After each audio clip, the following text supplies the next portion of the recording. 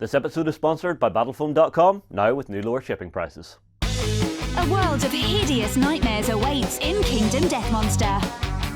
Fight to survive or fade into darkness at the Kingdom Death Hub at beastsofwar.com. Progress comes to a world of magic as science and the arcane combine to make marvels. Meet steampunk inventors and orc mystics at the Volsun Hub on beastsofwar.com.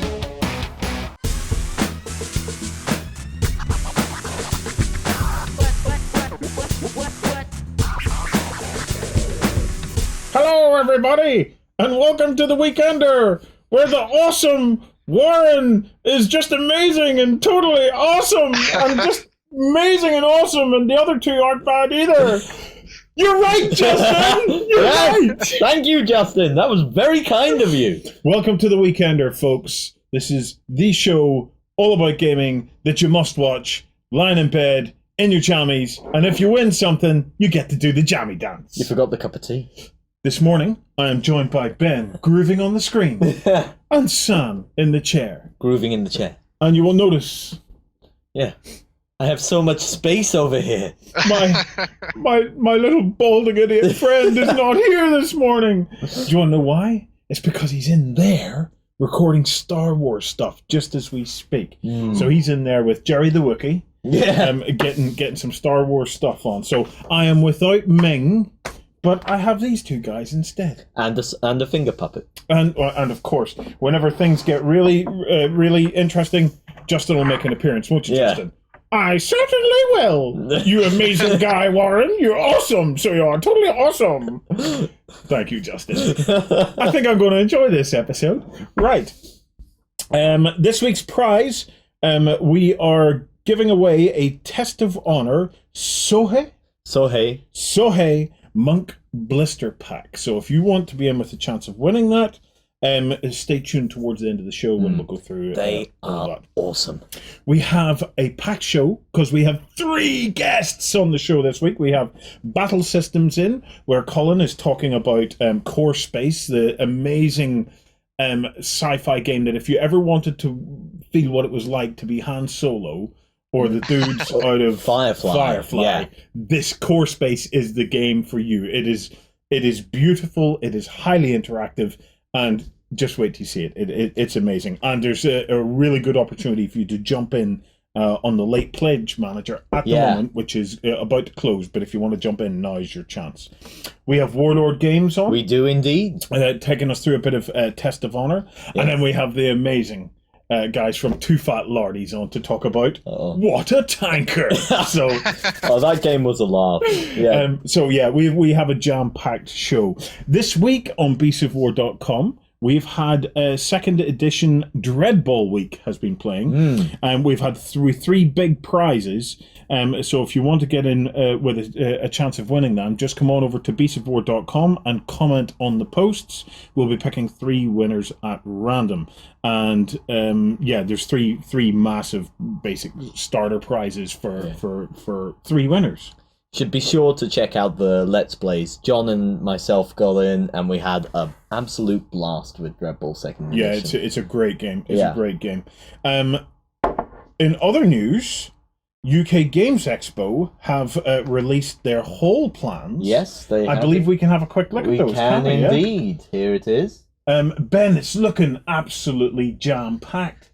Yes, so this time it's taken over 2 of the big halls in the NEC, which is amazing, as well as taking over the hotel and all that kind of thing as well around the lake. So you've got an awesome Viking village. They've been talking about an orc village as well, which is pretty awesome.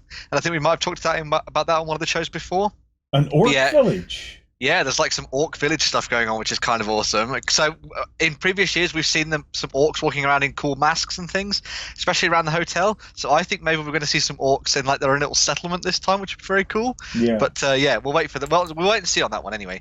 But yes, there's some really cool stuff to check out in the hall plan, and then you can look at the index that they've also got included on the website, which will then tell you where all the stores are and stuff. For those people that are confirmed at the moment, things are going to be evolving over the next couple of weeks as well. So keep an eye on that every sort of Thursday Thursday or Friday, and you might be able to see some updated stuff in the plan, so you can see when new companies get added in and stuff like that as well. Yeah, So keep an eye out for more. It's absolutely mad. Some of the big names I can already see on there. Obviously, Games Workshop right at the front door. You have Catan there. You have War Cradle there. You have Paizo there. There's loads, and then obviously you have the shop and drop, family zone, playtest zone, bring and buy, and then the board game library. It's sure to be huge. And in there somewhere we have our live studios where we're going to be broadcasting live from all 3 days.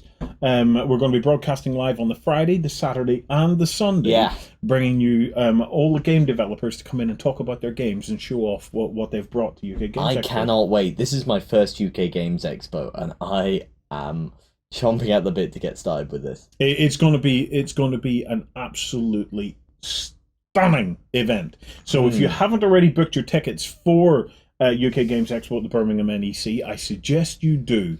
And we'll be talking more about it in the run up to it, looking at when we're going to do Beasts of War meetups and get a few beers and things like that as well. Ben, you are looking a little bit short today. Yeah. On the camera. There we go. There we go. That's it's the chair you bought. Is that it? Because he was looking very relaxed there, so much so that it was only the nose that was appearing. I was having a little rest. Right. I want to pass over to you and Justin, because you had a chance to sit down with Colin from BattleSystem this week to get a bit of insight into Core Space, how it's doing, what's in the Pledge Manager, and what people can get up to. So we got a good chat about what's been happening since they ran the Kickstarter. He gave us an interesting look at some of the changes with the rules that have been going on. And this was my first proper dive into Core Space, and it's left me intrigued and wanting to delve into it more.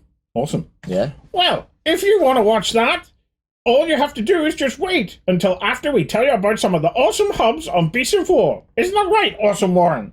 Yes, that's absolutely right. Anime cyberpunk style meets skirmish combat in Infinity. Experience 8 high-tech factions and fight to control the human sphere at the Infinity Hub on beastofwar.com. Greek mythology rages to life in mythic battles pantheon.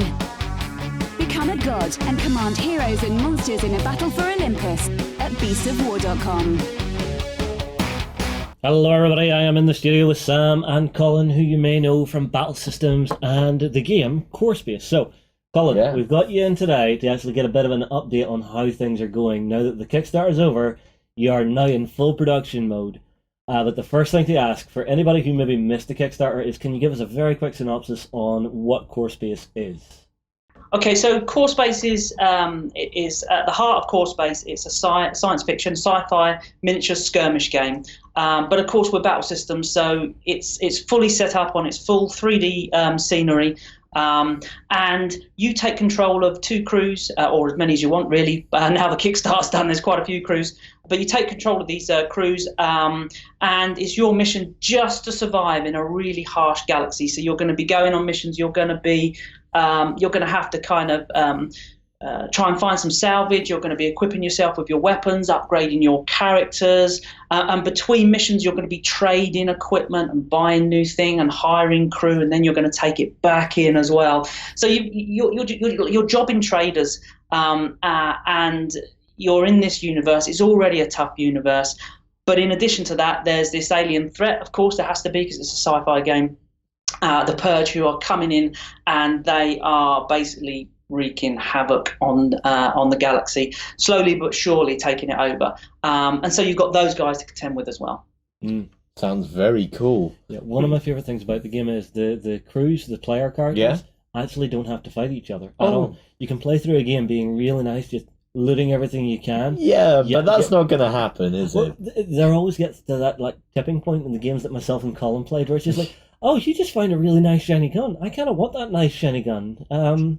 Bullets. It does happen. It does happen quite a lot, actually. We've done loads of playtesting, and we're still playtesting it heavily now, which is really cool, just because it's fun more than anything else. The more often than not, you might find that what we find now in people who are playing it irregular is there's not. You will absolutely fight your component because there's missions to win, and you want to be the victor. You want to get the mission points. It's your crew that needs to survive. However, it's very rare that you're just going to take pot shots at people for no reason, out of spite, because so often in core space, it'll be their ship that you need to escape off the board, or lose your crew, or it will be the game itself. The Purge will fight against you, and the game can get so incredibly powerful that the only way to get out of that game with at least half of your crew or with all of your crew is to actually team up and fight the game back, and then decide at which point do I kind of turn my back, or do I turn my back? Excellent. Yeah. Well, we actually had one of the games we played. I actually had to escape on Colin's ship. I had to, thumb a left home. Oh, yeah, it wasn't expected, but that and that's exactly what happens. We've had games where people are fighting, and it looks like someone's gonna, one crew's, virtually a whole crew's gonna go down, and then someone else on the other team says, "Look, I've got an ability that can jam the Purge's signal, freeze the AI of the game for this short period of time, and it's just enough to get the crew out." Next time you play with that person, the dynamic of the game is a little bit different. It's really kind of cool. I hope you at least chipped in for petrol. Well, I did have to trade away a rather nice weapon. I think actually, Justin shot the gun out of my hand, at the last moment and stole it. So I'm looking forward to the follow-up mission for that one. From now on, Justin, whenever you need a lift anywhere, I'm going to charge you in weaponry. This is an accepted currency within my, my sphere of influence. Anyway, so Colin, you mentioned that there are a few other crews. Now, how did you do on the Kickstarter? What sort of things did you unlock? Okay, we did really well. We're predominantly before like a terrain Kickstarter. We're about the terrain and the scenery. So we wasn't sure how well we did on the game, but we did a stunning result on the Kickstarter, and we've got the pledge manager open at the moment, and that's going stunning as well. So throughout the Kickstarter, we've unlocked all sorts of great things, lots of terrain as usual. But really, what we wanted to do was drive the miniatures, because it's new for us. So we've unlocked like 35 miniatures now. One of the things that we did with Core Space when we went straight in, what we didn't want to do, we didn't want to have a game that had just multiples of the same pose. So you go, here's all your units, and then all of a sudden they're all exactly the same pose, because we wanted almost every character in the game to be a unique sculpt. So when I say we've unlocked 35 characters, each one of those characters is an absolute unique sculpt in itself, which is incredibly expensive, but it was the only way to go because of it's so character, almost RPG driven, with the miniatures, with the characters you play in the game. But even the AI, even the characters that interact, like the gangers and the galactic core and all these other AI that might come in and help you, might come in and hinder you. All of those guys, they're all unique sculpts, which is really, really cool. So we've unlocked 35 of those. And a big part of those is, we've got civilians. There's a lot of civilians that we've unlocked, and we've unlocked lots of extra crews. So when we launched the Kickstarter, we started with the 2 crews, and I think we've got 6 crews now, which are each with 4 characters in it. Every one a unique sculpt. Nice one. Well, Colin, the big question that I'm sure is on all of your backers' minds and your late backers' minds is, development-wise, how far along are you guys at the moment? How is the actual production process going for you? Okay, well, I'll tell you right now, we're bang on target. So we're still looking at the delivering in November. The real secret is actually we're about 3 weeks ahead of ourselves, but we always lose that with shipping and various other things. And so far, just to jinx it all, of our other 4 Kickstarters, we've delivered all of them on time, basically. So we're hoping to be delivering on time. We're certainly on target to deliver on time as well. Production is going very, very well. We're finishing off all the final bits of artwork and component upgrades and so on and so forth. So we're really just there. Excellent. Nice one. Yeah, it's always good to see things progressing well after a Kickstarter like that. Yeah, we're good at it now. Now, you said you are still playtesting because it's a lot of fun. What changes have you made to the game since the Kickstarter? Well, the core mechanics of the game, which is really one of the massive attractions, even though it's very RPG kind of focused on the characters, the gameplay is incredibly fast. There's no checking of large charts and stuff. So all of that, none of that's changed. However, what we've done is we've tidied a few areas up that needed tidying up, and we've also added some like really cool sort of extra rules as well. So we've got we wanted ammunition, because all the characters have ammunition on their little dashboards. They have all their ammunition and everything here. So what happens is that we wanted that to be a little bit more of an issue when you're in the game. So there's more reload and you have to conserve your ammo a bit more. So we've introduced with a variety of weapons something called burst fire, which gives you the opportunity to kind of basically, still using one action, fire off a lot more shots. It doesn't double the power of the weapon, but it does add extra combat dice, which gives you a big advantage, especially when you're rookies. And that then depletes more ammunition. So that we've added a few things to the rules like that, which really just add a little bit of tension to the game, that we thought that we could just push that a little bit higher. And we've got all sorts of advanced rules as well. So you can kind of knock a window out, shoot through windows. You can dive through windows should it need to be done. We've got hiring crew. We changed the dynamics of how you can hire crew. We've changed the dynamics of the civilians in the game as well. They were pretty cool already, moving around the game and interacting, sometimes trading with you, etc. But now we've added a persuade element into them, where you can persuade the civilians to do things. And certain civilians as well, they can become crew. So if they join you for a good enough period of time, you can basically, here's a civilian card, you can basically get that person back to you, and it becomes a trader. And so that was it's a lot cheaper to kind of hire your crew if you can get someone on a mission to join you on your crusade. That's very cool. Right now, Colin, a little birdie tells me you guys have actually added a new class of character.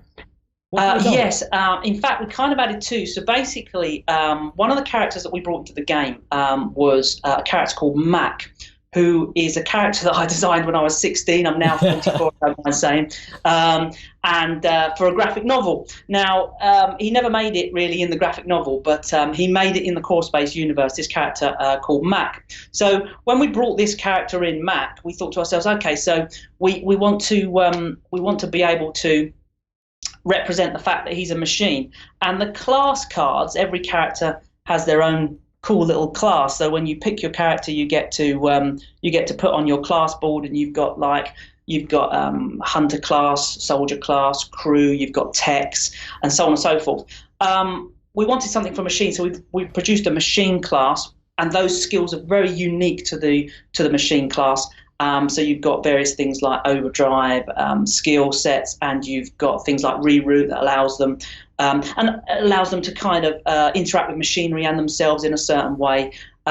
We've also got a beast class as well, because we've got a beast in the game unlocked through the Kickstarter, and we decided we really need a class for beasts as well, to separate it from the standard classes of the humans. So we've really expanded that game, and we've added a few cool things that will kind of future-proof as well. At the moment, it's a skirmish game designed to be played on our terrain and all sorts of different terrain, really. But we've added a kind of component. All the character cards have got little points values now at the bottom, based on their abilities, current abilities, and how well their future ability, how powerful they can become. And so there could be some mechanic. We're future-proofing the game so that you can kind of maybe expand it up to different scales as well. That's excellent. I have to ask one thing. They're a Mac, yeah? Do they have an arc villain who's a PC? Oh, bad one. I couldn't resist. It was there. I know. It is one of the great things about Core Space, though. The world does feel like it's living and breathing whenever you have it on the tabletop. So actually, having civilians who aren't just getting in the way, they might panic and shoot at you. They might decide, oh look, there's a trader. I have this rather nice weapon. Would you care to purchase this from me? It's very much the shifty dealer and the back alley's going, hey mate, you want to buy a watch? You want to buy some automatic weapons? It does happen. Many a time the civilian, has been, a massive help or hindrance in the game. Even something as similarly as just randomly running in a direction that puts them in the line of fire, which just gives you enough time to, move your character out of the line of fire. And when they've only got one health point left, that's the difference between, getting back to your ship and not getting back to your ship. And the fact that the game is moving around you all the time, it does feel like it does feel like a real environment in the fact that you it's very hard to just go in there and know exactly what you're going to do. You have to think on your feet when you're, all the time. Excellent. Now, there are also update components, What do they give you in this game? Okay, so basically what we've done with the components, we've because of the immense amount of playtesting that we've done, we've really kind of had some fun testing stuff, had a little bit of time to have fun kind of testing the best way to portray certain items. So I'll bring this little card up here again. This is the little dashboard, and you would basically, this is a prototype dashboard here. And what you do, you pick your character. So here we've got Ariana, and what you choose your character, you then choose the class they're going to be, and you upgrade them from mission to mission and so on. You've got your ammunition and your health and skill points. You've got a little tray in here which represents all the little items that you pick up during the game. So here we've got a really nice little combat rifle, and she's got some ammunition.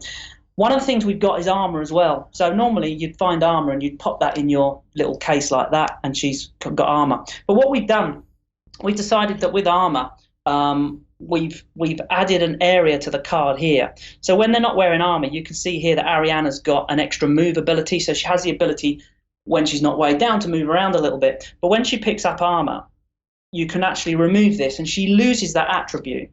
And then what you do is you will basically just pop the armor into that slot. So now she's wearing the armor, and it frees up a little bit more space on this board here. So we're constantly upgrading the components just to make it that little bit more realistic, that little bit more effective. Max got the same little armor area here that you can pop out, but he can't wear normal armor. So we've created special armor that can be adapted for machines, like little upgrade modules that they can kind of plug in and benefit from shields and various other things like that. So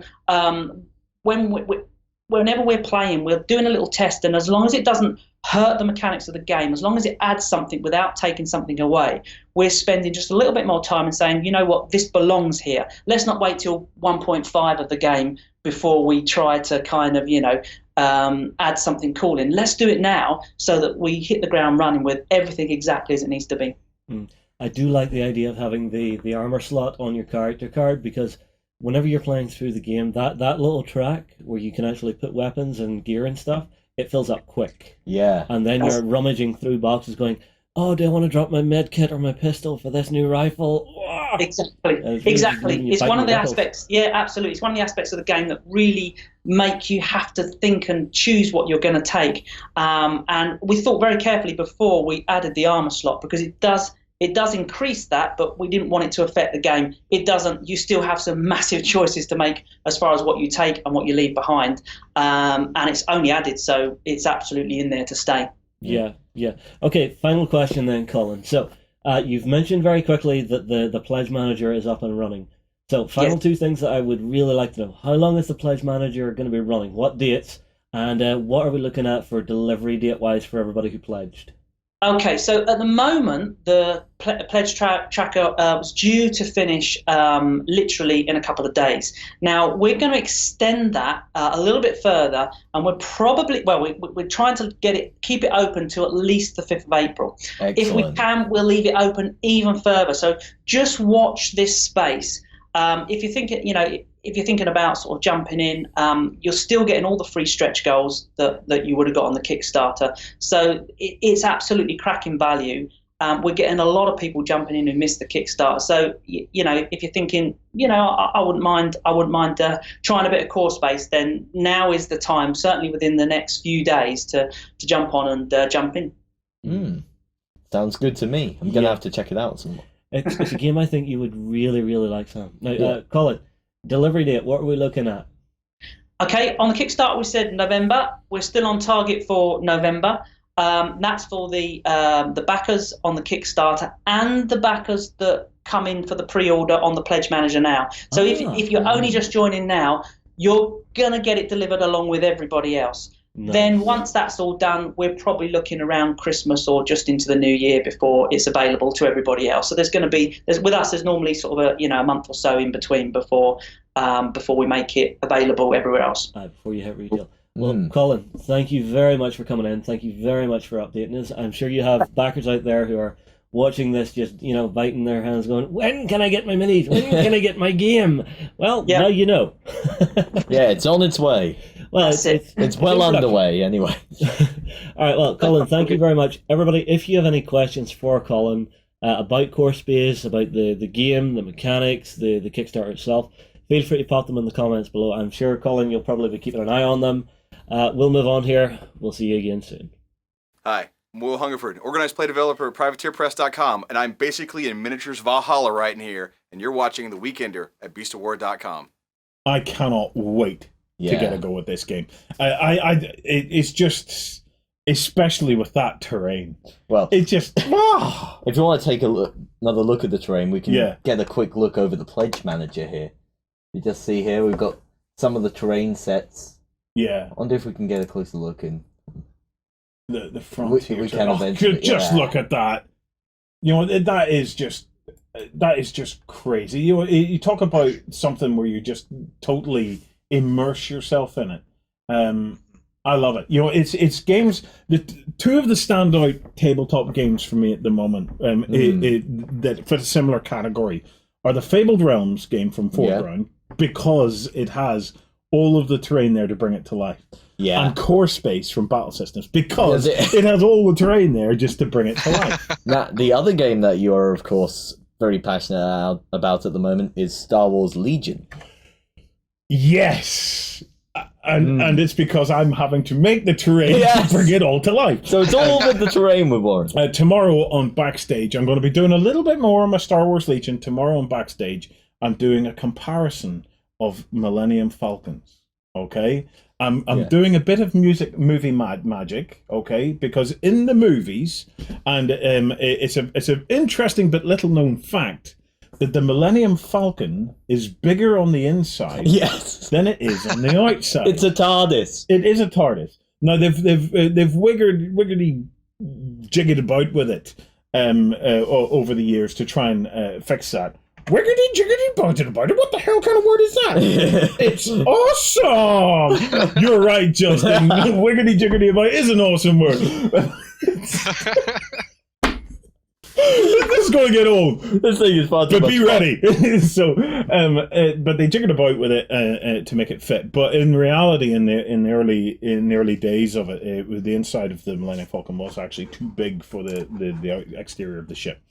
So it's a movie trick. Okay, and I had this idea. Hang on, we could use that. Okay, so tomorrow on Backstage, I'm going to be talking about playing around the Millennium Falcon and playing through the Millennium Falcon. Now that's interesting. So stay tuned for that. I'll admit though, when you said about playing through something bigger on the inside, I just went to playing through the TARDIS because there are limitless rooms in that. Yes. Yeah, you could be great. You could do anything. Yeah, and the beauty of the TARDIS is the TARDIS changes so much from Doctor to Doctor. Yeah, that you could pretty much do anything. There's one that I think is called The Doctor's Wife, where the TARDIS literally comes to life. It was written by Neil Gaiman, but they end up running through it and stumble it onto some of the old control rooms into one of its old, because it's like I never get rid of the old ones. You never. So all those. So even though the control rooms change from Doctor to Doctor, she saves his desktop. She kept. She keeps it all. Yeah. Oh, that's just mad. That's just mad. We will be bringing you more on the Doctor Who's miniatures game at some point a bit later in the year. We can't wait to get the guys from Warlord over to talk about that. And on the topic of Doctor Who, there's an amazing game from Gale Force 9. Yes, well. There is. It is definitely worth checking out. Right, Ben. Ben, you're sinking again. There we go. There we go. Shall we have a look at the news? Yes. Ben, what's going on in the world? Yeah, so the first piece of news we're going to look at is Star Wars related, as Sam was alluded to earlier. And I don't believe it. I wonder why that is. Some new releases from FFG for Star Wars Legion that are coming in the near future. So this is a look at Commander Han Solo, so the one that would have gone down onto the Forest Moon of Endor and stuff, with some of the Rebel commandos. Now, the cool thing about Han Solo is that he's an interesting character in the game. He's very good, obviously, with his guns and also with his fists. But one of the cool things about him is that he can shoot twice in the activation phase, which is pretty impressive for a character. Yes, but can he shoot first, Ben? He does, because he has a special initiative card that only works for him, but it has no pips on the top of it, so it will always go first. So he will always go first, but it only activates Han Solo. So he can run away, or he can get stuck into combat, whichever one works for him. That is a great way to bring that little fan. Can you zoom in a little bit further? Because the thing about the Mini, the Mini might be Han Solo, but it looks a bit like old Princess Leia around the face. It does a little bit. It does a bit. When you look really close at the face, it looks like the aging Princess Leia a little bit. I think it was just the greatcoat. My mind went to Decker from Blade Runner before it went to Han Solo. Of course. And what else did they bring out?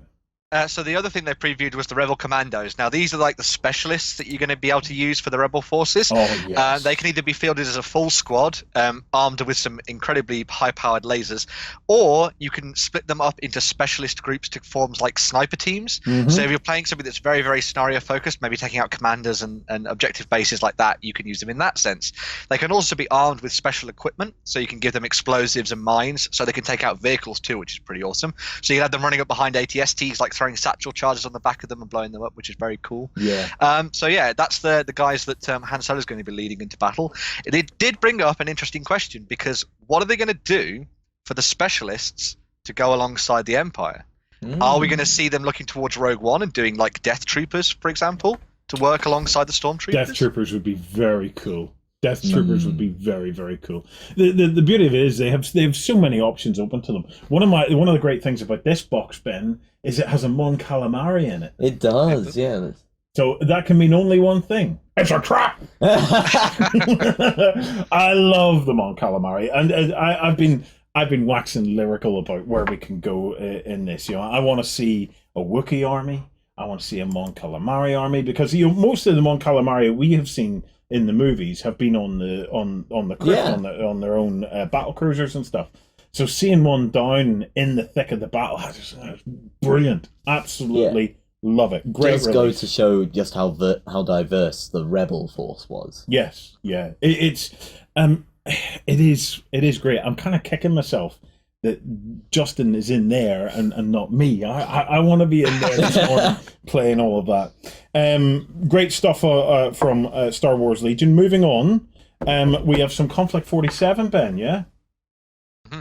Yeah, so this is actually two little interesting releases from Warlord Games. The first of these is that they also previewed their look at the first plastic winter Germans kit that's coming out. So you're going to have a whole bunch of big greatcoats and hats and all that kind of thing to use with your German forces. So you can use those on the tabletop. And this was also mixed with some previews of some upcoming stuff for Conflict 47, which I thought would work quite well in a sort of scenario context.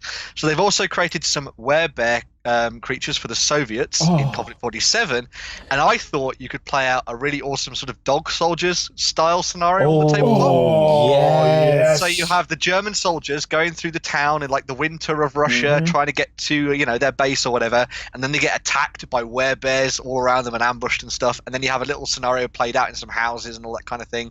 I think it could be very, very cool indeed. Ben, I love their little commander, because I have it on good authority that Warlord spent a lot of time watching videos of you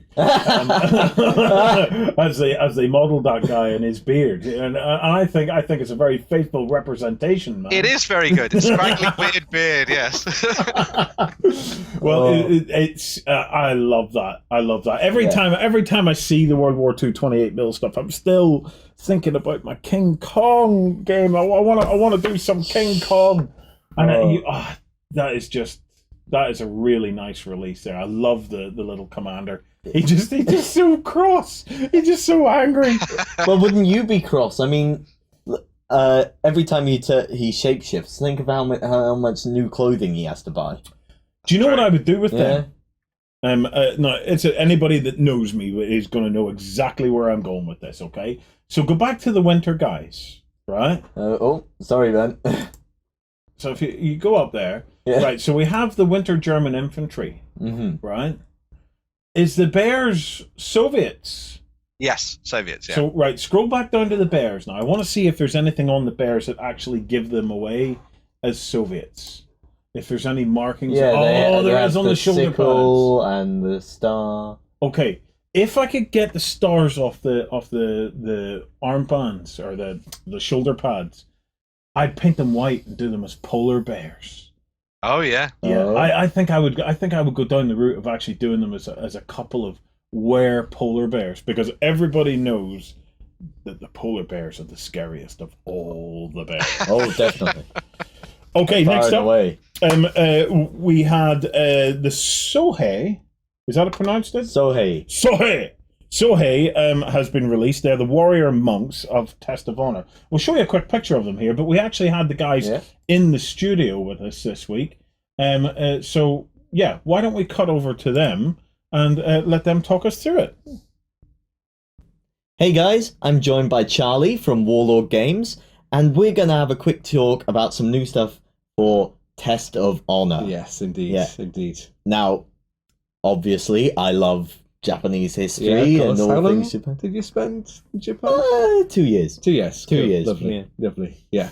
So yeah, Test of Honor, as you know, is our skirmish game for pitting samurai warrior samurai lords against each other. So rival samurai lords. But what we've found, the people were looking for was a little bit more flavour, not just samurai against samurai, but bringing in things like. We had the masked men, which were like former soldiers that would go around stealing the samurai masks. Oh, I didn't know about these wearing guys. themselves. We've taken liberty with, as with all games that we make, it's more a cinematic reenactment rather than more like the old historical. Kurosawa movies. Yes, exactly right.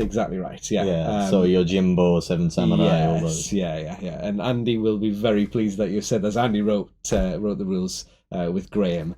And again, exactly, that was their inspiration, was taking it from those films. I love those movies, so it's great to see that sort of play. Yes, yeah. And what we've got today is going to be the latest expansion for them, which is the Warrior Monks, or the Sohae Warrior Monks of Mount Hiei. Is it Mount Hiei? Yes, yeah. Oh, I love these guys, just from the history of them as well.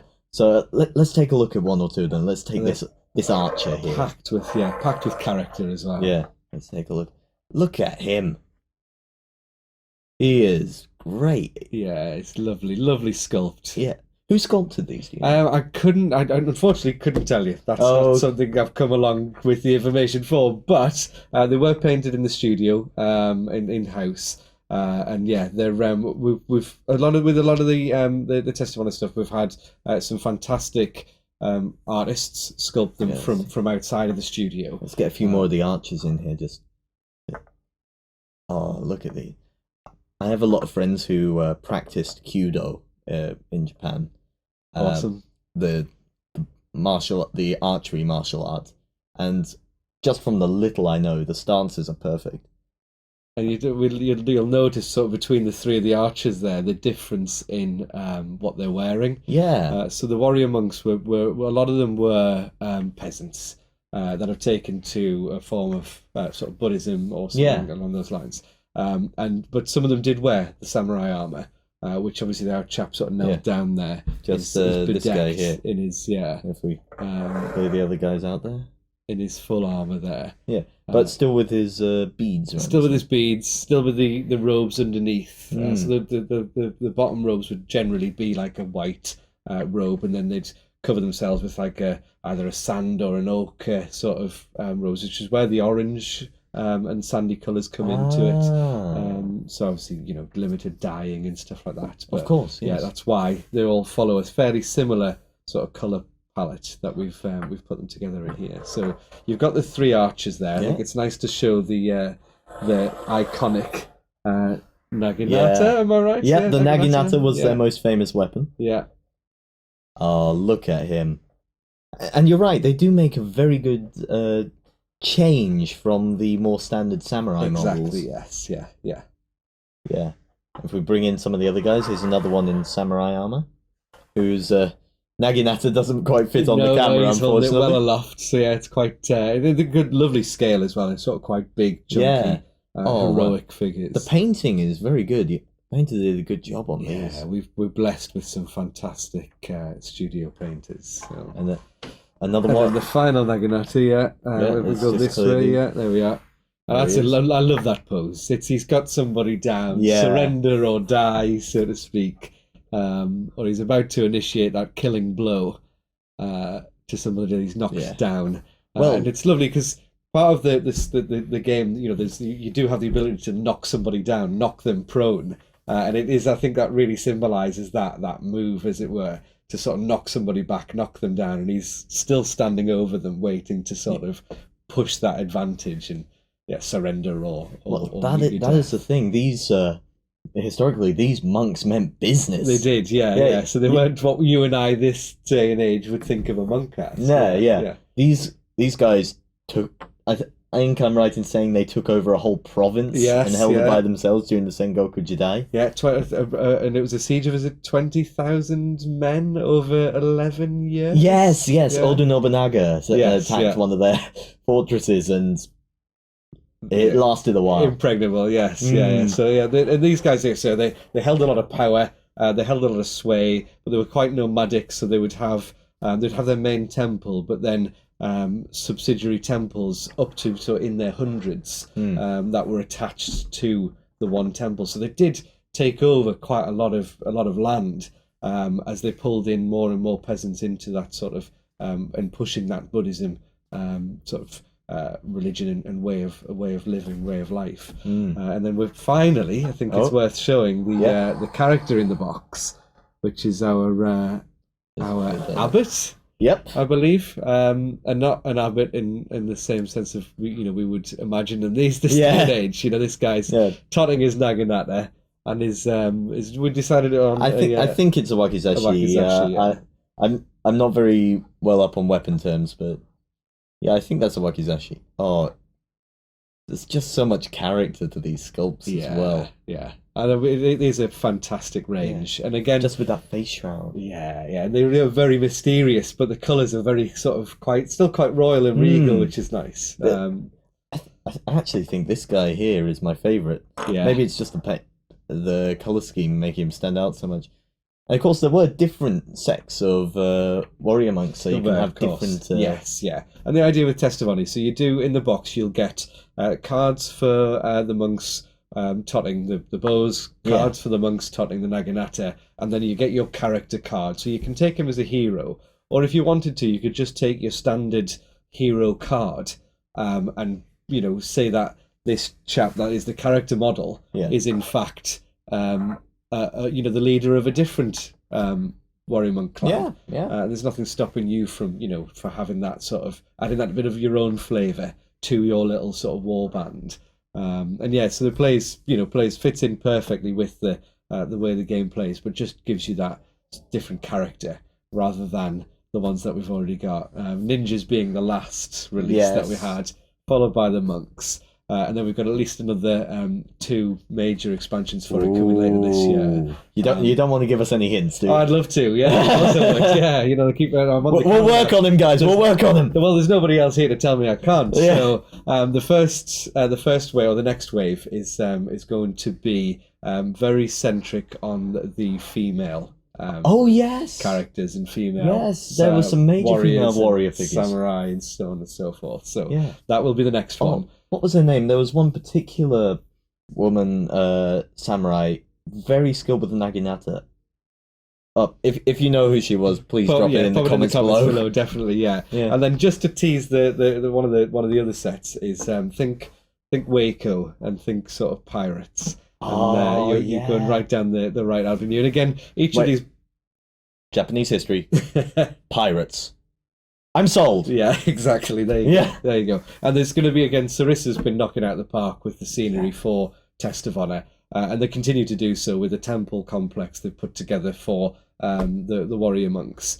And then I know they've got a lovely Waco pirate ship, which I think you can get now. It's out, but Brilliant. We're going to knock out some scenarios and stuff for that, for you to be able to pop your pirates down and stuff and play that. That side of the samurai sort of history, and maybe going up towards the Korean War. I couldn't say, but okay. It's a lovely system that that lends itself to these real small sort of interactions and skirmishes.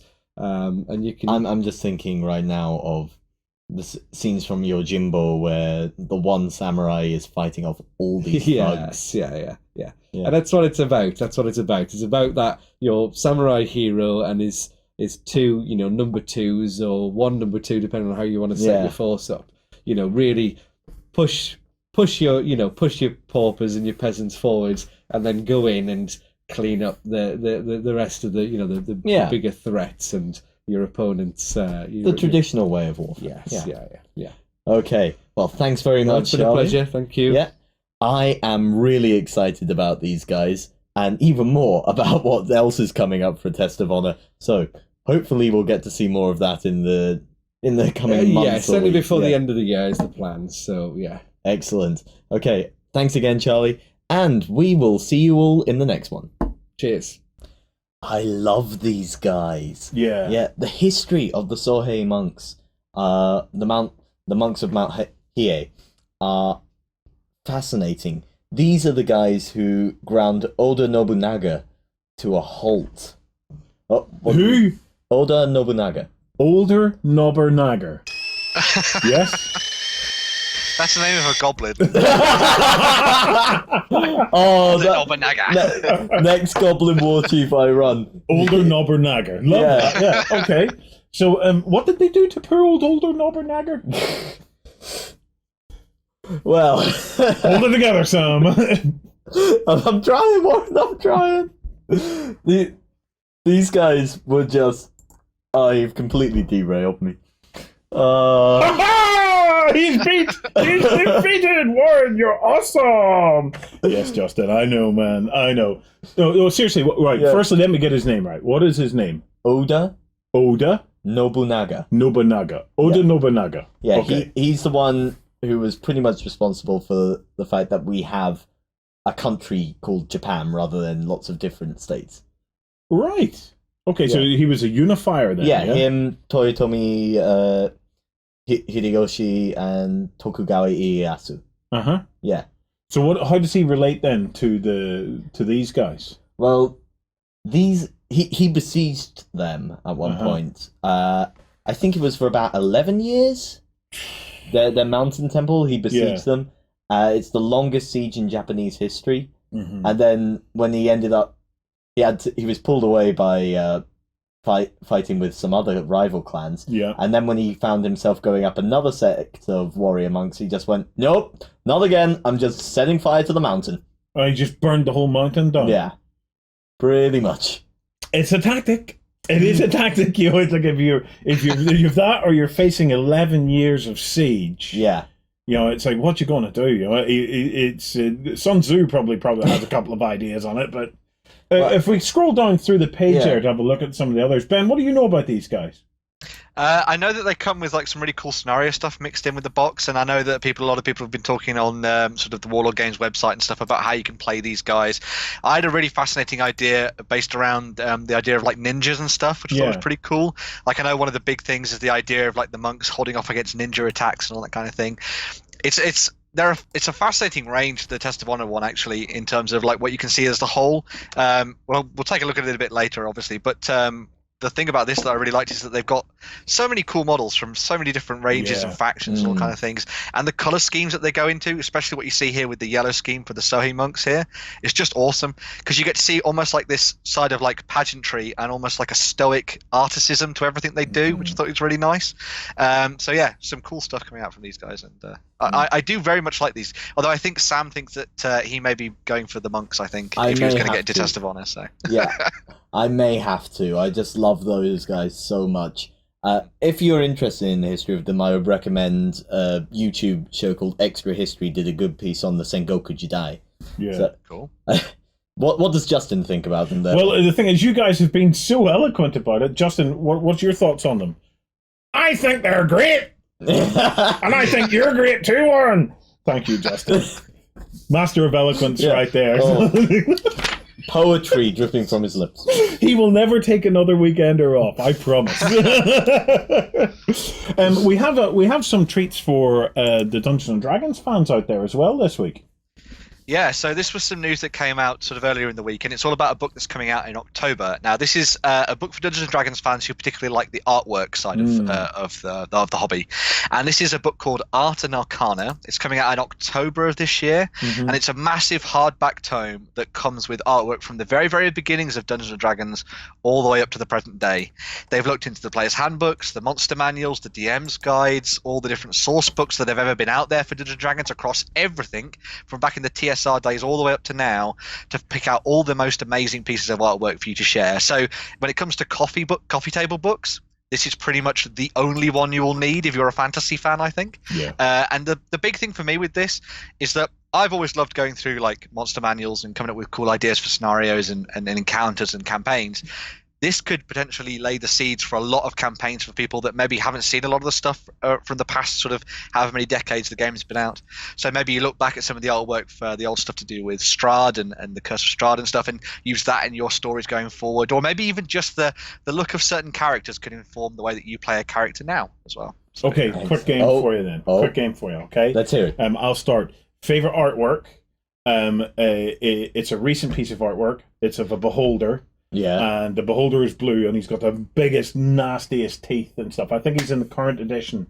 They've done the most amazing beholder. Oh. Over to you, Ben. But you want my favorite piece of D&D artwork? Yeah. Oh.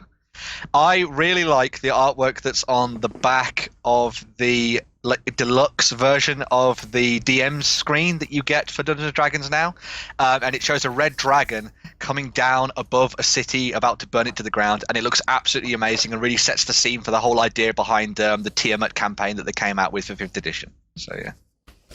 Sam, yours? Well, I can't think of a D&D piece right now, but one of my favorite pieces was from the old.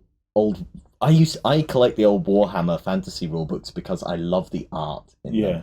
From the old 3rd edition, there's this great one of a sorcerer just sitting there with all his accoutrements around him. And we have Justin's favorite piece of artwork.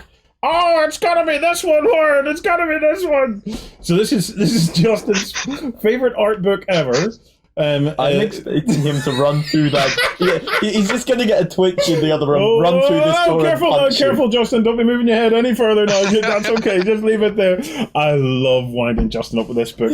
There was a weekender, it must be about 4 years ago now. We've been doing these for a long time. But there was I'm pretty sure it was on a weekender where I whipped this book out. It's by Boris Vallejo, I think it is. Boris Vallejo.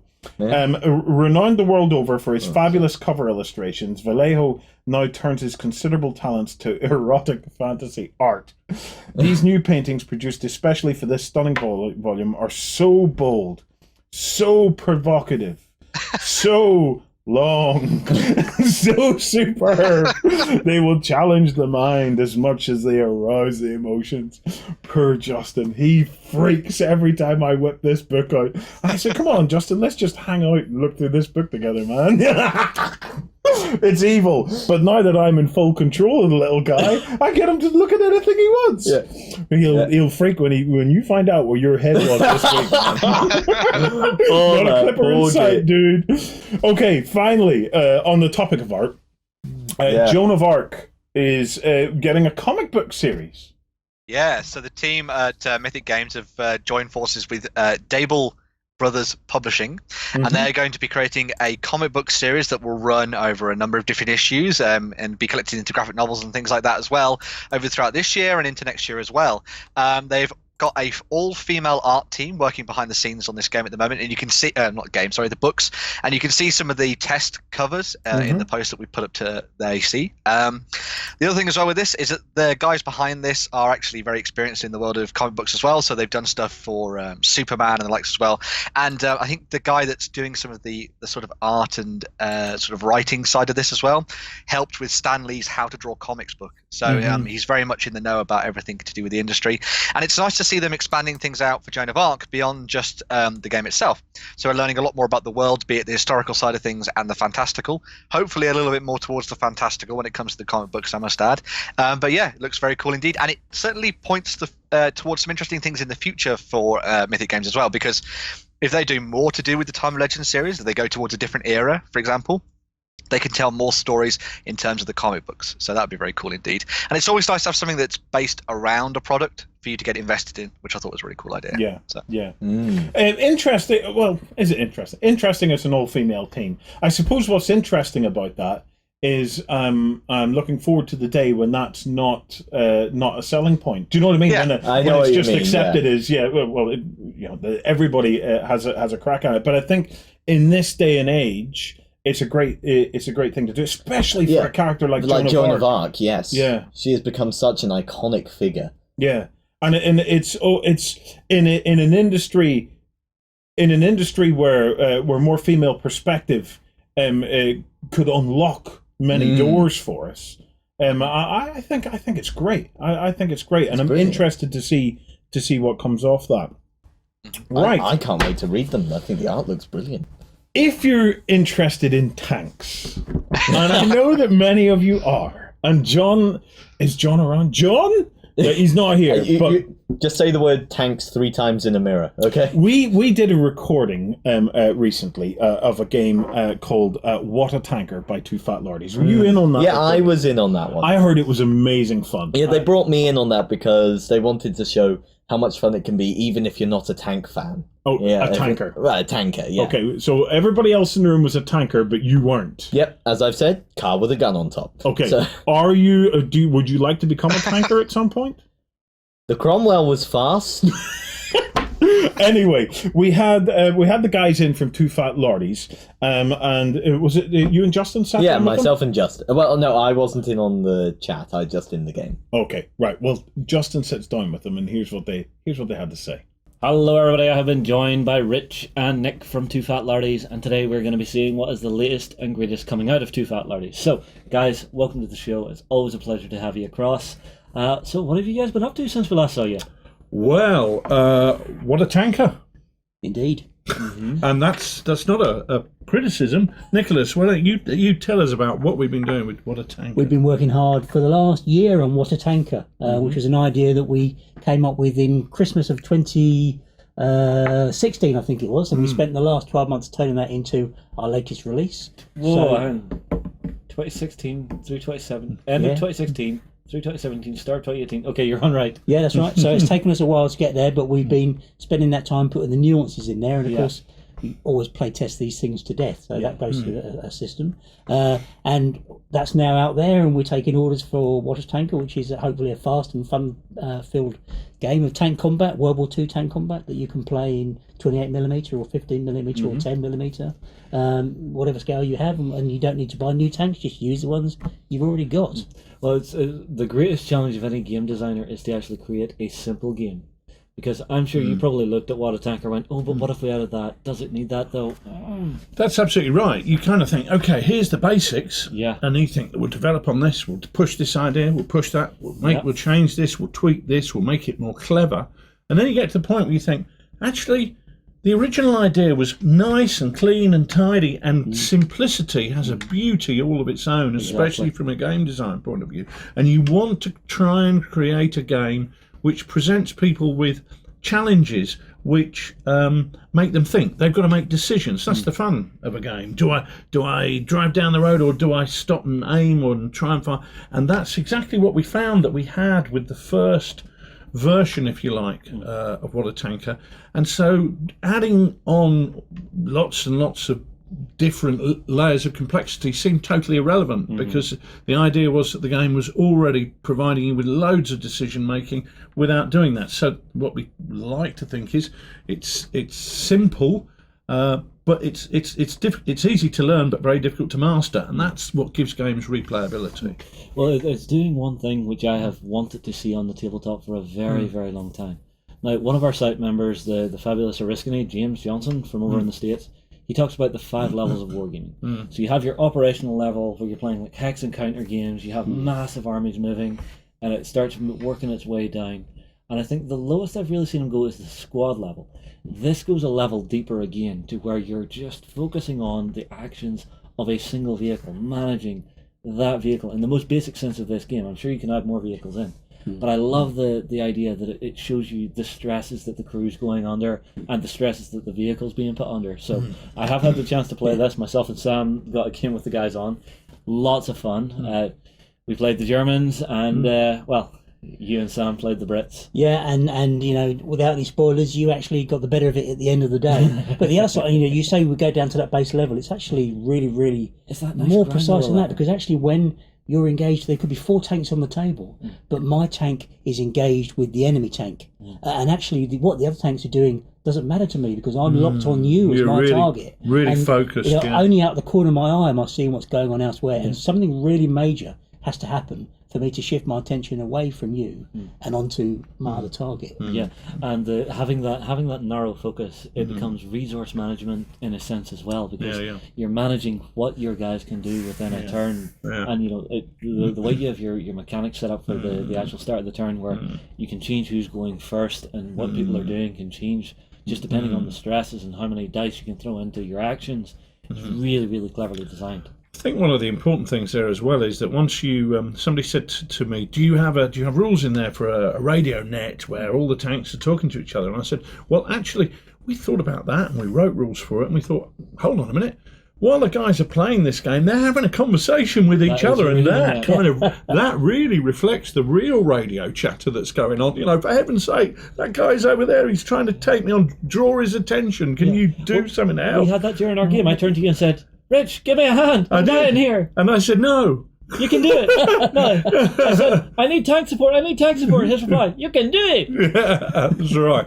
But, but it does create that sort of relationship that you want to help the guys who are on your side, but at the same time, I don't want to die. So I'm not going to put myself in a situation where I'm going to be made mincemeat just to save you. Yeah, and that's even more easy to see when you've got one big tank versus perhaps 3 small tanks. So if you can imagine the classic encounter from the Fury film, where you've got 3 Shermans facing down 1 Tiger. Yeah. And actually, if you're the guy that he's pointing his gun at, he's the Tiger and he's pointing his gun at you, that's quite a scary place to be. If you're one of the guys that's going around with the edge to try and manoeuvre for a flank shot, you're quite relaxed about that. But if you're the one that he's focused on, boy, that's a sweaty place to be. Yeah. Yeah, that's right. That's right. And it's and part of the fun of the game is that it replicates that historical feel, whilst at the same time being very much a fun game where it's got a great arcade feel to it.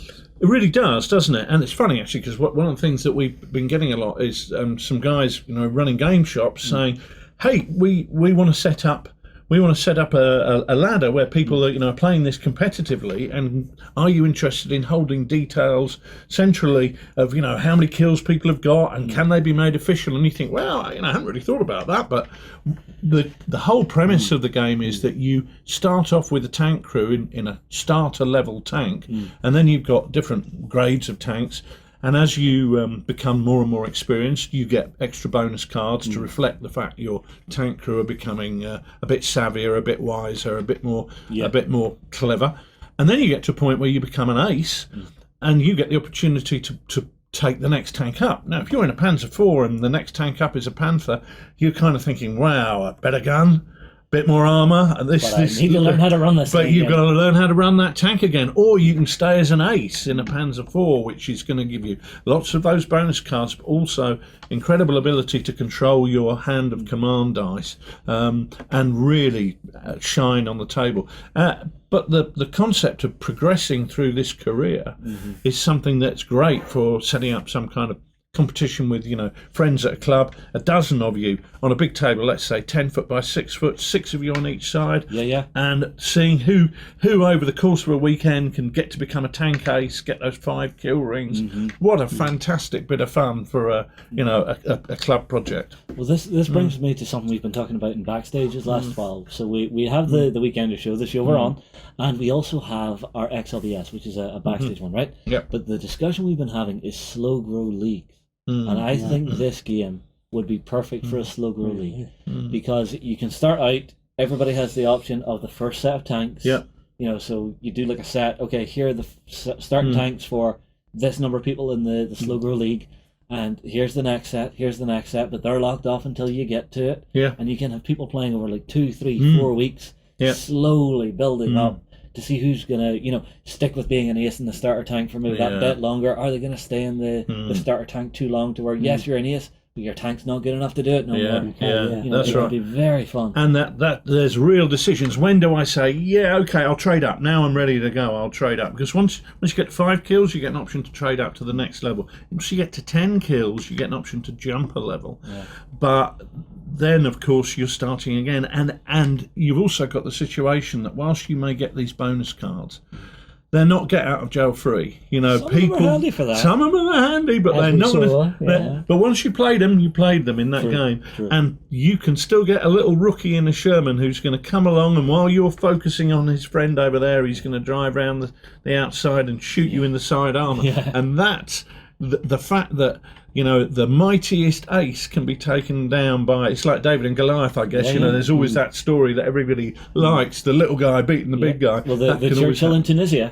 Yeah. And also, though, as you progress through the ladder, you can choose which arm do I want to go through. So we've got tank destroyers and tanks, and you can, each time you upgrade from one level to the next, you can say, well, am I going to stay in a turreted tank, or do I want to go to a tank destroyer? Because that's got some advantages. Maybe perhaps it's low profile. We know it's going to be good at aiming at people. That's one of the key things it does. So I can choose when I go up to a level, do I want to stay as I am, or do I want to go for something that's a bit more interesting, a bit more varied, and that. So I can get a bit of spiciness to it as I go through that starts to fit into sort of a World of Tanks feel. If you've seen the tech tree they have on it, you'll go through your starting tanks, and then you'll start to branch out into the specialized tank types. That could be so much fun. I know you guys love doing your pint-sized campaigns. One of these for What a Tanker with that kind of thing would be glorious. Great fun, good idea. Never say never. Yeah, never say never. But this is why I love the guys at Two Fat Lardies, because you guys focus on making fun rule sets and are not worried about the miniatures you're using or anything like that. Get your toys on the table and have a play. Yeah, and in some ways you then say, okay, where are we now? Where does that take us next? Because you have to follow the energy and say, well, okay, we've enjoyed that, and there's aspects of this which you think have got real mileage. How can we apply that into something else? And how does that grow into a different rule set, or a new rule set, or a new period, or where's the energy go? Well, it's one of those things. It's why I love exploring things within historical, because there are some cool things, there are some absolutely crazy things. I mean, there's the possibilities are limitless to visit and revisit places that you love, and visit places on different levels of gaming. Now, let's talk about this year, because this year we've got What a Tanker coming. But I know you guys are always brewing new stuff, and I know you guys are always loving to go to shows and meet people. So, shows-wise, what are you guys looking at this year? Where are you going to be going? No, we've got Salute. We've got, I wish I'd known. We've got Salute's a big one, obviously. We're going to be there. We're going to be having What a Tanker that people can come along and play and join in. Participation games is what we're all about. We don't want to stand there and go, look how wonderful this is. We want you guys to come and jump in. Get the toys on. We'll be rolling that all day on a kind of come and join in, almost like a King of the Ring basis, maybe, where you come and you play until you get blown up and then you disappear. Probably the way we'll play it. It'd be good fun. That's right. Are you doing a special table for it? Don't know. We've got to think about that. Whatever we can fit in the car. That's right. It's going to be quite fairly varied. A bit Normandy-esque, some nice buildings, little village maybe. But the key thing there is to have something looking nice that the tanks can manoeuvre around. We're also going to be at Partisan.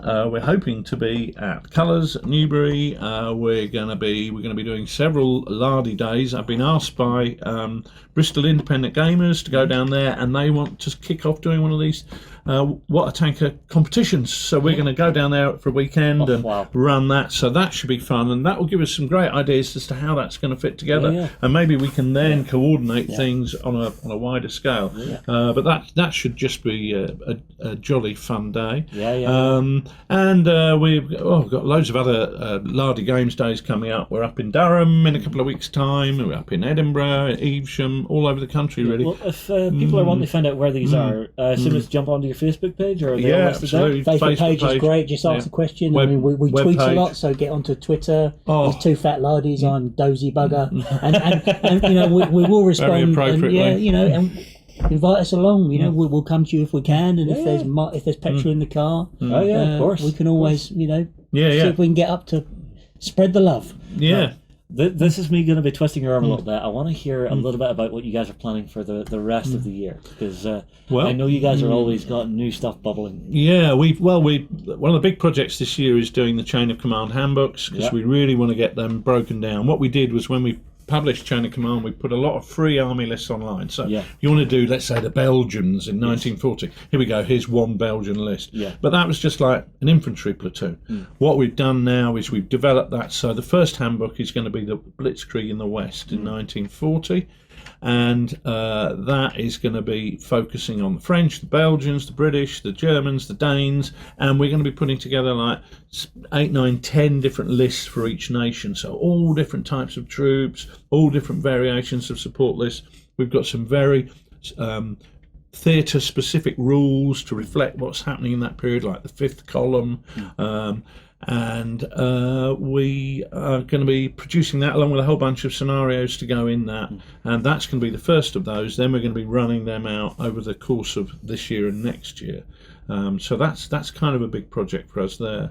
In terms of other rule sets, well, there's several things that we've got underway. We're certainly looking at Sharp Practice, which has been another really big set of rules for us. It was one of my favourite ones that I played with you last time you were here. Yeah, we had some really nail-bitingly tight games of that, didn't we? Yeah, even though it didn't necessarily look like it with my luck. But who won? I can't remember, but let's move on swiftly. He's still in therapy.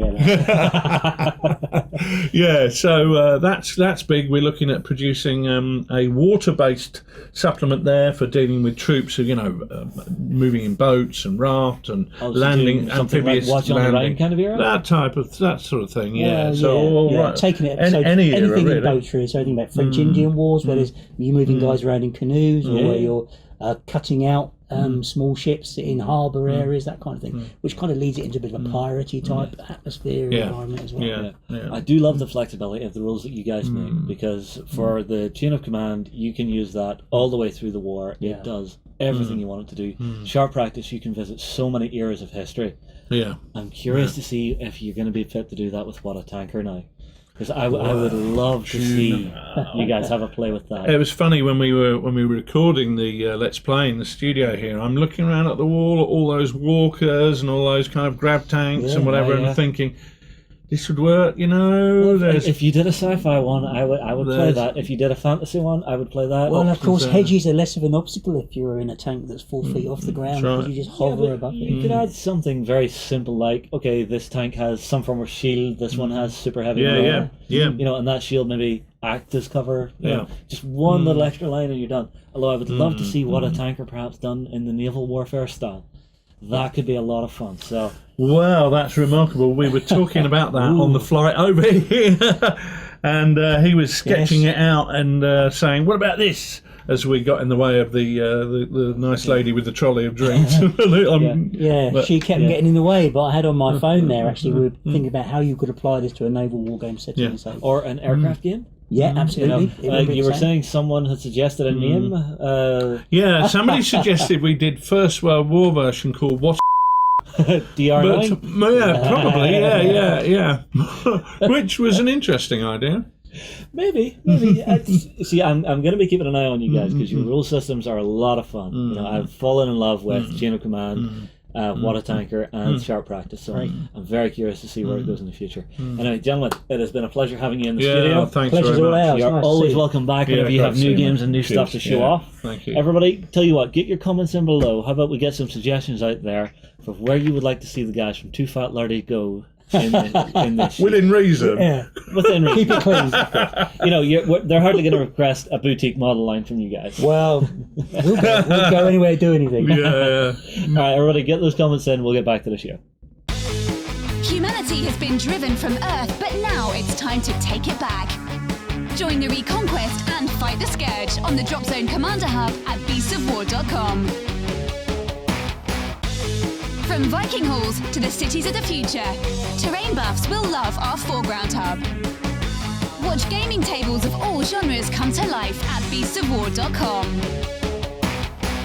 Big thanks to the guys from Too Fat Lardies. They are just so entertaining. And Richard he's just like an encyclopedia fun knowledge. Definitely got that. Just an amazing gentleman. It's always a pleasure to have him on the show. There's a designer studio we did with Richard. I think it's a couple of months ago now, and it's really good fun. It was absolutely amazing sitting down and talking with him and learning about sort of his background to everything. So I'll drop the links in below. It's for Backstages, so you go and check that out. But I'll make sure that it's in the show notes for everyone. Yeah, and it's worth having a look at the rest of the designer studios. We have a lot of the kind of behind the scenes interviews with key people within the industry about how they got into the industry, their upbringings, what their path through the industry was like. It's a fascinating opportunity to sit down with them, and it's a great way to support Beasts of War and help us bring this content every week, is by joining Backstage and paying the price of a coffee.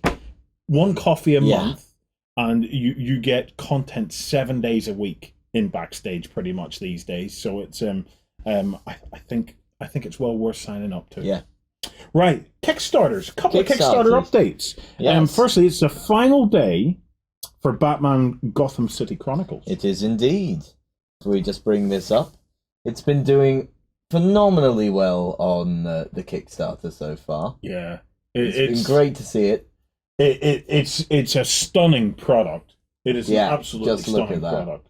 Now, I believe we have shown this off on the weekend. Yeah, we have, Yeah. So it's this is just a reminder that if you have been waiting to get in on this, it has blasted through all its stretch goals. Is there what's kind of stretch goals are they trying to knock down just at the moment, Ben? Do we know? I'm not entirely sure at the moment, but a key thing for everyone to bear in mind with this is that it's Kickstarter exclusive. Yes. So if you're interested in getting into this game, you have to get in it while it's in this project. Monolith have certainly been putting a lot of effort into this to make sure that it gets to that stage and stuff as well. So just make sure that that's the thing that you consider when it comes to backing this. In terms of stretch goals, though, I know they've been unlocking a whole bunch of extra characters and villains and things to go into this, and they've also been focusing on the sort of expansion boxes as well. Yeah. So you can get stuck into those and then add a lot more of the environments into the game too. So the big thing about this as well, for people that don't know, is that it actually is a little bit of an evolution from what we saw in Conan. So it uses a lot of the same systems, but it's all been updated and changed in terms of the mechanics and how the campaign is put together as well. So if you liked Conan and you like that style of gameplay, then Batman is certainly something for you to go and check out. Yeah. So looking at some of the stretch goals here, they've unlocked some brilliant villains here. Yeah. Because we all know the most interesting thing in any Batman comic is his villain. Absolutely. And we've got the Penguin, Deathstroke, Two-Face, Man-Bat, Solomon Grundy, I like Orphan, Mr. Bloom. Hush. Yeah, I don't know who that is, actually. I don't think I've come across Ben, him have you before. ever heard of Mr. Bloom? I haven't actually, no. I do know that I think the two they're focusing on right now, at least at the time of us recording this, is they're looking at Wrath and Bane, so some alternatives for those two characters in the game. Yeah. But yeah, it's one of the interesting things about Batman is that he has this massive, as they call a villains gallery for everyone to pick from, and there are some that I've never even heard of. But to be fair, that's maybe because I'm not so much of a DC fan. But there's some very cool stuff out there for everyone who loves Batman. Okay, last day, it is Kickstarter exclusive. We'll be talking a bit about that tomorrow in Backstage. We're going to be talking a little bit about a bit of a industry business update. And I do have there is one major villain who is noticeable in his absence there. Where is Captain Condiment? What? Captain Condiment? Yeah, he was a real Batman villain. Was or he really? Egghead. Where's Egghead? He was played by Vincent Price. He should be there.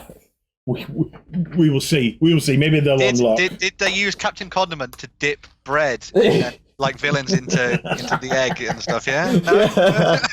Definitely. He I guess he couldn't cut the mustard for this one. Hey! I'm so salty over I've that. broken him! Revenge! Right. In other news, another Kickstarter update, another one that's just about to end, and that is Pacific Rim Crimson Tycoon. Is Pacific Rim Extinction, I think it is. Pacific Rim Extinction. We have a preview of Pacific Rim Crimson Typhoon for Extinction board game.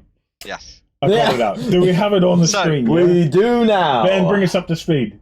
Yeah, so with the Pacific Rim Extinction Kickstarter, Riverhorse have been looking back at the original film as well as the one that's out right now. Yeah. And they've been picking up some of the things like Gypsy Danger and stuff as well. But one of the cool Jaegers that they haven't actually shown off to anybody yet, so it's exclusive to the Weekender right now, is Crimson Typhoon. So this is one of the mechs from the Jaegers, from the first film, with the extra multiple arms and the blades and all the things going on, and it looking very, very cool indeed. Yeah. The other thing they wanted to show off is some comparison pictures in terms of the scale for the models, because they're all done in sort of 75mm, but each of the models comes out at around sort of 75 to about 84mm in terms of the Kaijus and the Jaegers.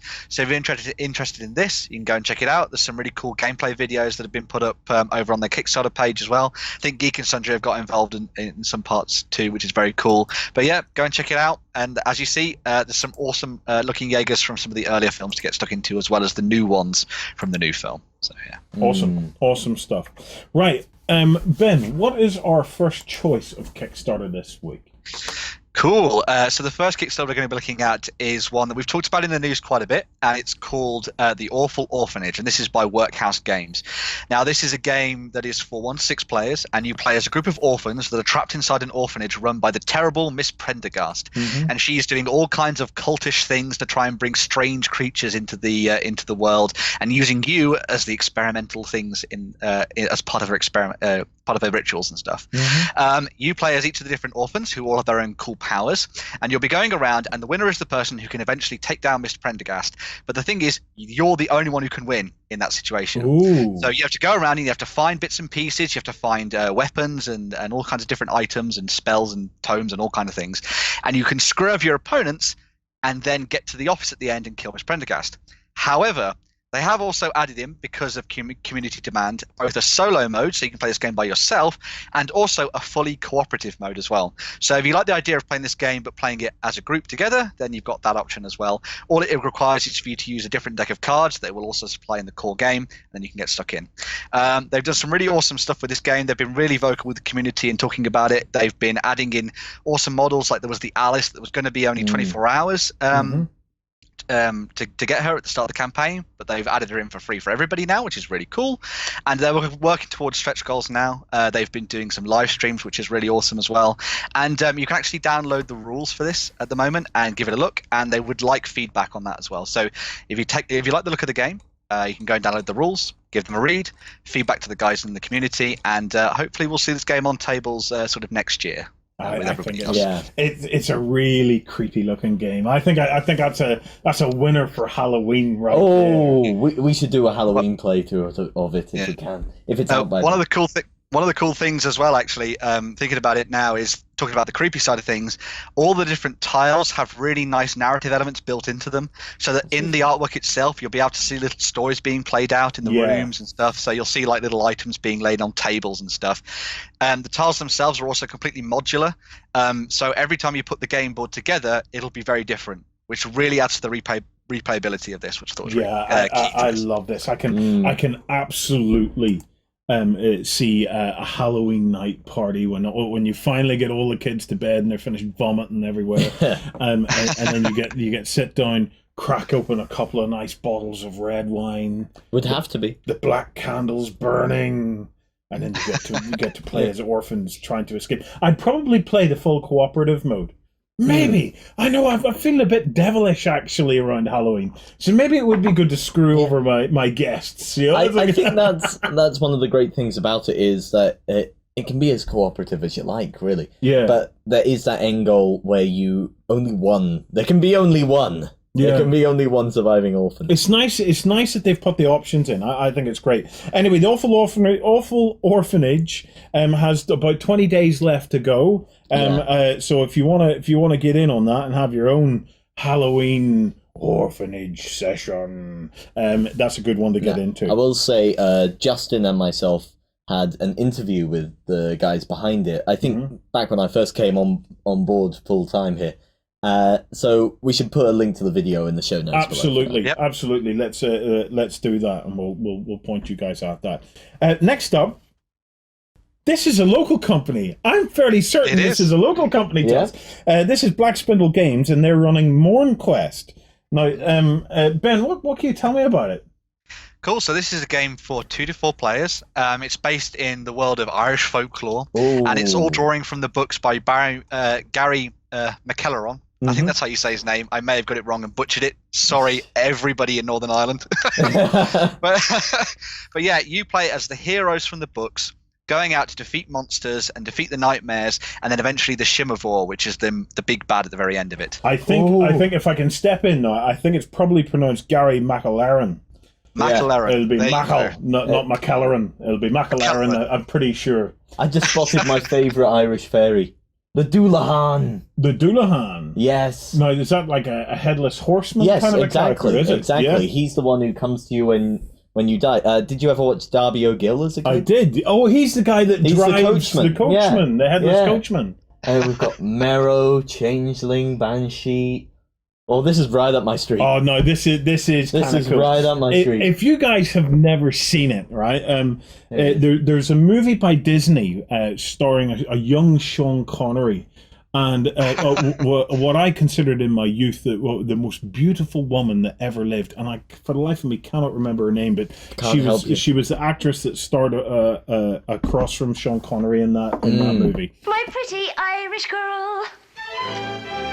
What are you up to? It's Darby O'Gill and the Little People, and it is absolutely fantastic. It is just so much fun. Yeah, you might be interested to know, I went to the National Leprechaun Museum in Dublin once, and they were talking.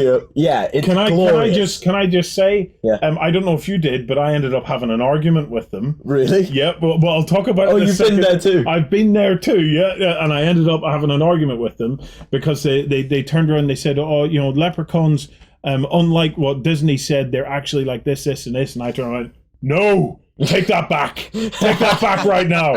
The leprechauns in the Darby O'Gill are absolutely perfect as they are."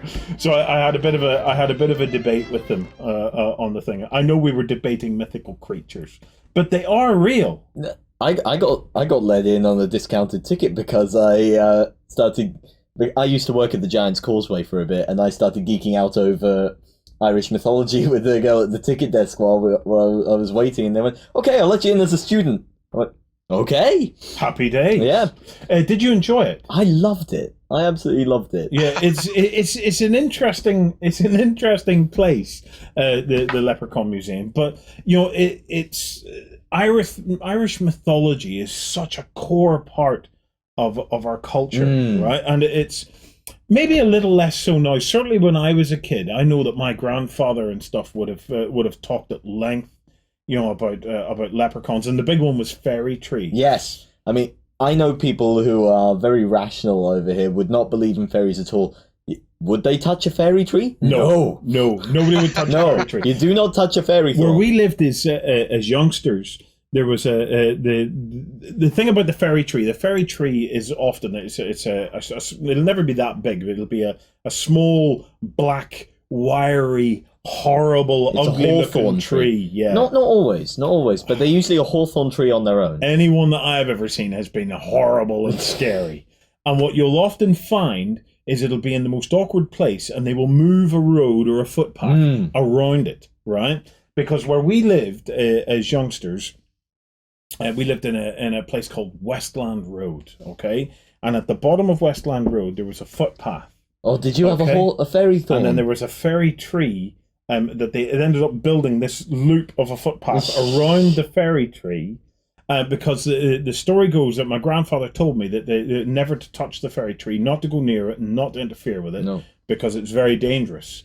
Him and my grandmother used to talk about how when Westland was being built, there was a guy, nobody would touch the fairy tree, and they wanted to build a footpath and stuff there, and a guy was a smart aleck, as they call it, and he got off his truck or whatever and says, "That's all right, I'll deal with it," and he picked up an axe to chop it down and dropped dead.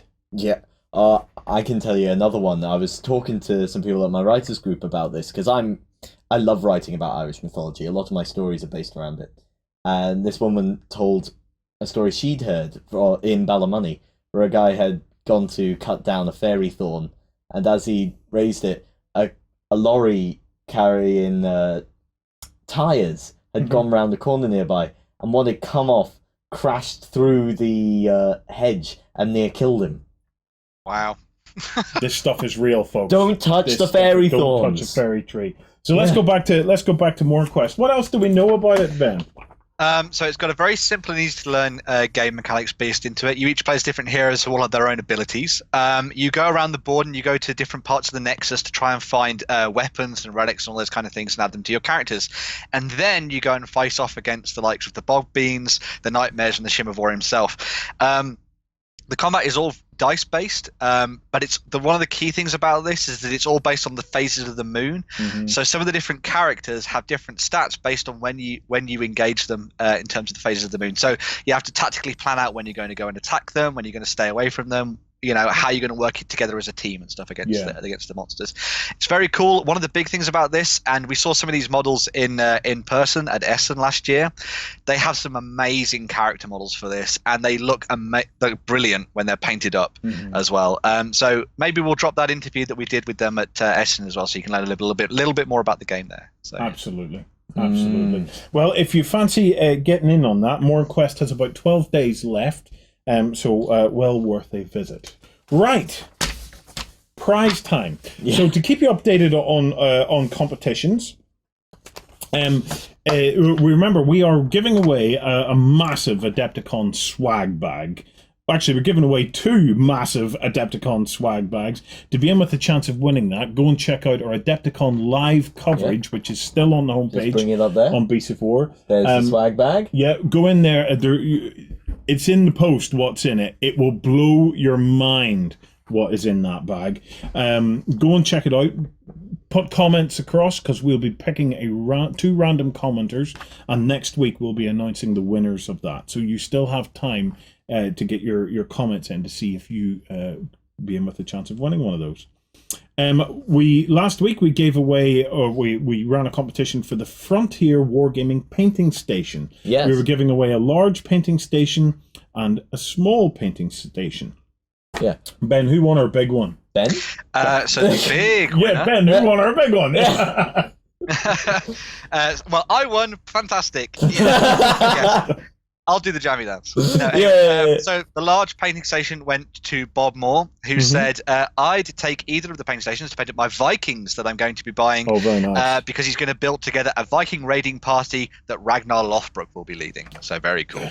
Love that. Knew you'd like that one. Very, very happy about that, Bob Moore. So keep us posted on that. Come over to the forums and post your progress on that. On your painting station. Yeah. Sam, even... You only call me Lance, Justin, and Coco just get the whole thing going. Who won the little itty bitty tiny one then? That was Big Bad Baz. And they will be painting their Rising Sun Kickstarter pledge. Fantastic. So, fantastic. A project for you, a project for me. Okay, guys, go and use the Claim a Prize form, get in contact with us, and we will get you hooked up with Frontier Wargaming and get your paint stations over to you.